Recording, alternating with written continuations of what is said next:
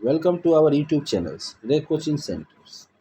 तो आज हम लोग वेस्ट बंगाल बोर्ड के अंतर्गत कक्षा 9 का ये हिंदी का 5वां लेसन है भोलाराम का जीव, जिसके रचनाकार हैं श्री हरिशंकर परसाई जी, जिनका जन्म 1924 में और मृत्यु 1995 में है। तो आज हम लोग इस वीडियो में कुछ महत्वपूर्ण प्रश्नों को कवर करने वाले हैं। तो चलिए उस महत्वपूर्ण प्रश्नों को देखा जाए।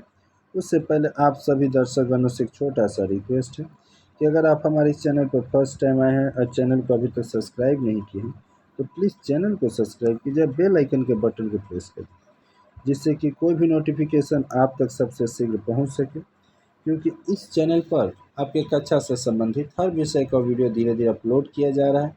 साथ ही फर्स्ट सेकंड थर्ड का क्वेश्चन पेपर भी आपको देखने को मिलेगा। इन सभी चीज़ों की जानकारी लेना चाहते हैं तो प्लीज़ चैनल को सब्सक्राइब, बेल आइकन के बटन को प्रेस करें। देखिएगा पहला क्वेश्चन कि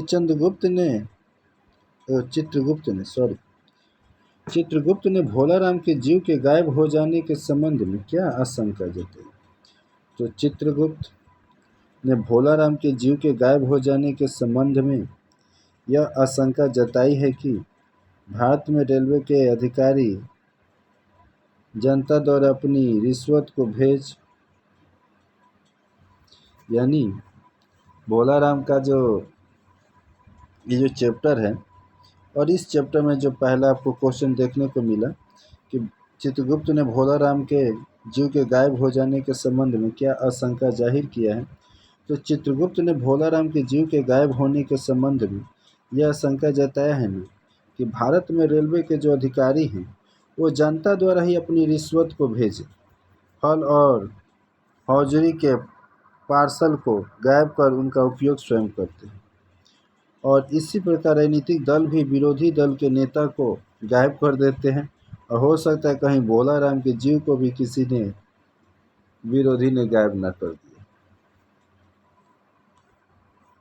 अगला क्वेश्चन देखिए, भोलाराम की पत्नी नारद जी को पति की बीमारी के विषय में क्या बताती।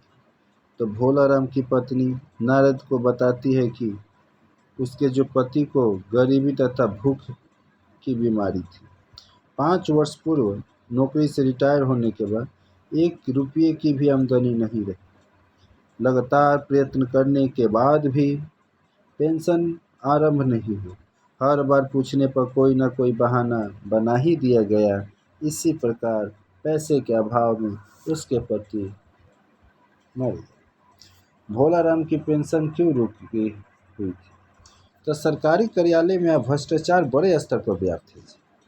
जनता के साथ कर्मचारियों तक को अपने कार्य करने के लिए रिश्वत देनी पड़ती। सोचिए, जनता तो दे ही रहा है, यहाँ तक कि जो सरकारी कर्मचारी वो भी अपने कार्य को करने के लिए रिश्वत देनी पड़ती है।